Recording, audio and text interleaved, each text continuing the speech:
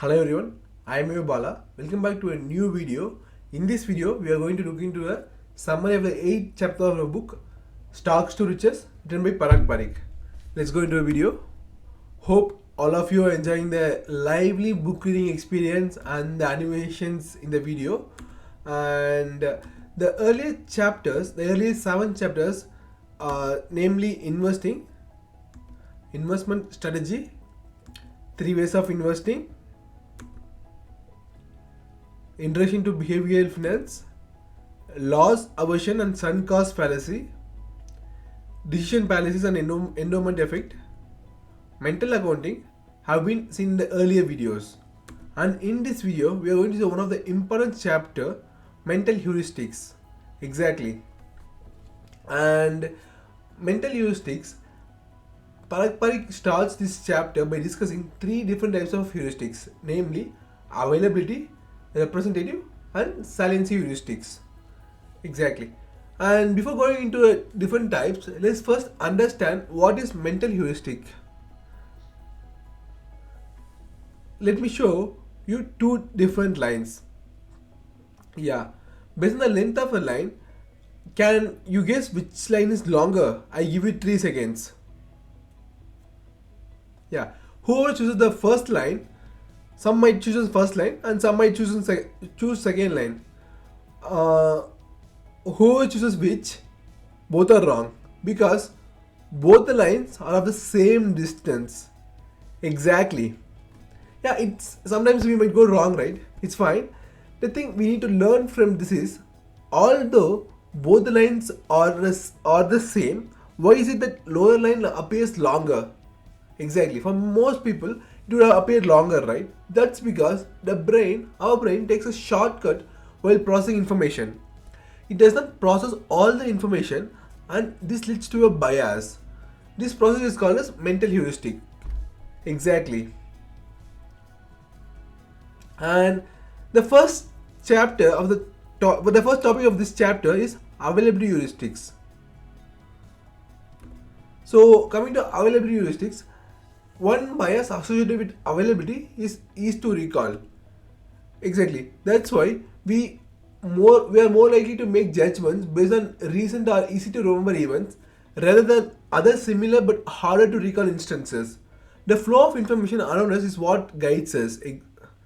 And coming to markets, stock market goes up and down on reflexivity because in bull markets there is only positive news and in bear markets there is only negative news.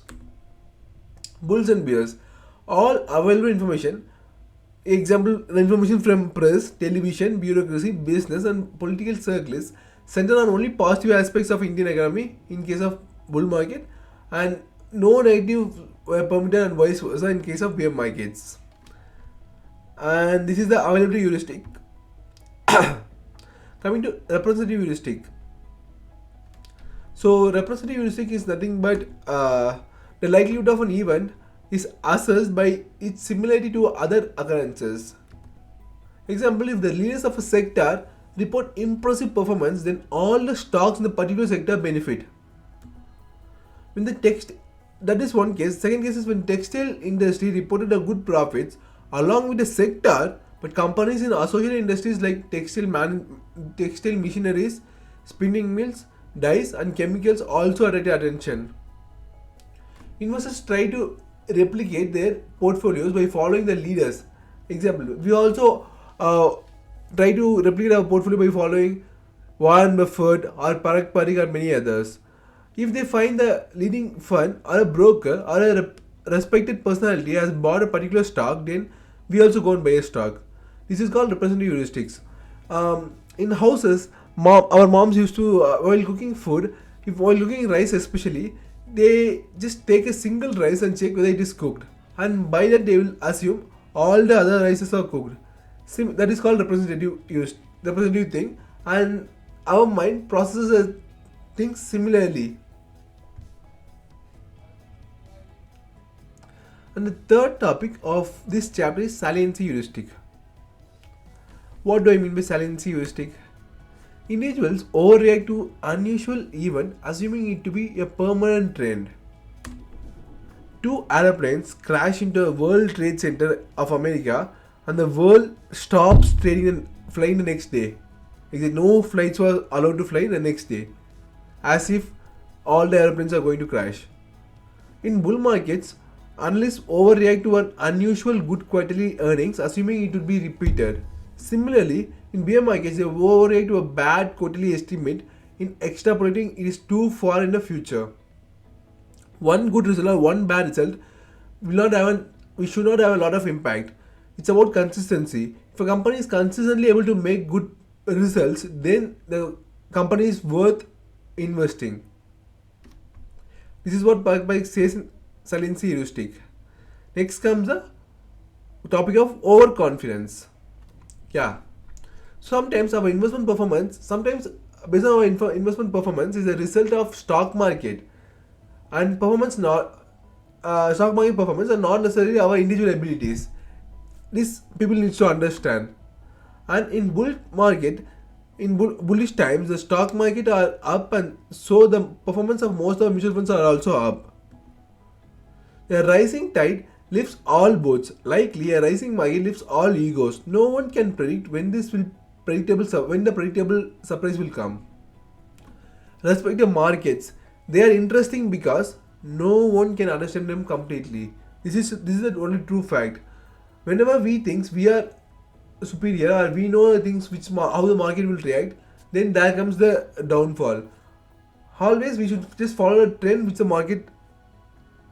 market goes. Anchoring and adjustment. There are three examples Parag Parikh says in case of anchoring and adjustment. Example 1, he says a person buys a stock 5 years ago for a price of 1000. The current price is 3500, but the last year price is 5000. Still, the person is not willing to sell the stock even though he is at a great profit, because last year price was 5000. He was waiting to the stock to attain the last year price even though he is in profit. Example 2. Now, let's assume a girl or woman is trying to buy a dress. The last week price is 2000. Dress current sales price is 1000, and they would be readily willing to buy the dress because the same dress last week they saw a price for 2000. And example 3.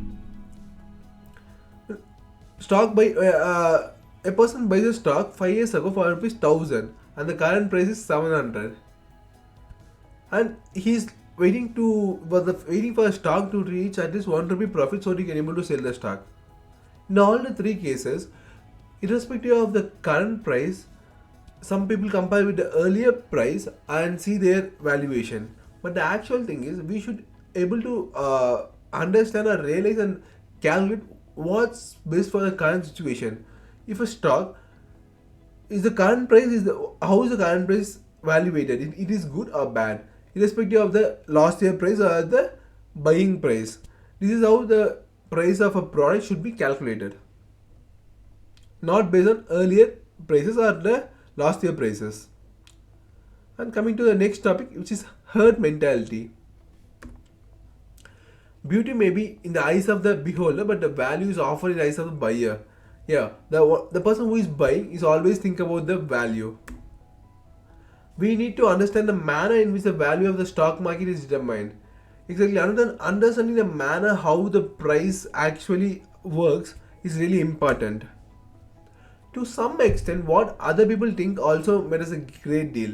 Yeah, generally we used to think we doesn't care about what others think, right? But in stock market, we need to understand how others will think. Exactly, based on the news, people might react differently. So if we can able to predict how the people will react based on the news, then we can able to act accordingly. Their buying and selling decisions also are made not on bias but of their own convictions, but on the value that the exchange is appropriate. The herd mentality affects business decision to a great extent. Exactly. When a group of community or a group of people thinks their company is not good and trying to selling their stock, of course the demand and supply gets a hit. There will be no demand and there will be more supply, and the price falls. So it's really important what the herd mentality thinks about a particular product or company or stock. And the last before topic, size bias. Parag Parikh says it's always very important for a person to start early investing, because he also compares what happens if we start early and what happens if we start late. Let's compare a person who's starting early, investing 50,000, 5,000 rupees for 10 years, and for remaining 20 years he doesn't invest any money but just grows whatever he had, and just it grows, let's assume. And the second person who's starting late but he's investing 5,000 rupees for 20 years. And what do you think, who will have higher money? I give you 3 seconds. Yeah, so after a time, if both the let's if we assume both are gaining the same amount of returns, the person 2 would have an amount of 38 lakhs in hand. Yeah, it's a really huge, right? What about the person A? He would have had 77 lakh in hand. Exactly. Let me show with proof. So here you can see monthly investment of 5,000 is done. If he can able to win an investment of 10, which grows at a rate of 10% for 10 years, it will comes around a lump sum, and the lump sum is next invested for 20 years at a percentage of 10. And he never invested any more money after that. On the contrary, the other person invests 5,000 for 20 years, which grows at the same growth percentage of 10%. Still, he makes a lower return. This is very much important to understand. We should start early to invest so that we can able to grow our portfolio to a greater extent. And the last topic of this chapter is pattern recognition. It's very essential to recognize a pattern. Human minds are not perfectly rational. As a matter of fact, huge portion of the world's economy is run by irrational behavior. Exactly. For example, tobacco, alcohol, junk food are injurious to health. We all know that. Yet some of us consume it, right? Similarly, diamond jewelry serve no useful purpose actually. To be frank, it has a very high value account on the wearer's emotional perception, which is primarily determined by the advertising and snob appeal. Even though they don't serve any material value. The market research conducted in 1980 illustrates that irrationality of people behavior drank Coca-Cola not for its taste but for Americana image associated with it, and ignored Pepsi even though it tasted better at that time. This is how irrational people can be, how people mindset can be.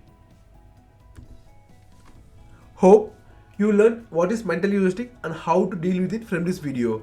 If so, it would be kind of you to show your love by hitting the like button and subscribe to the channel so that you can able to watch the next chapter of the book Stocks to Riches, which deals with mutual funds. Until then, it's a bye from Bala. Keep learning and keep earning.